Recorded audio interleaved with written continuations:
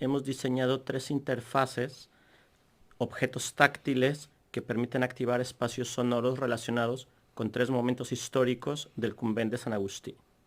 Llavors l'idea és intentar recrear a nivell sensitiu el que sonaven aquells espais. És una miqueta com intentar traslladar a les persones a través del son aquells ambients reals. Lo que buscamos nosotros es experimentar con interacciones digitales.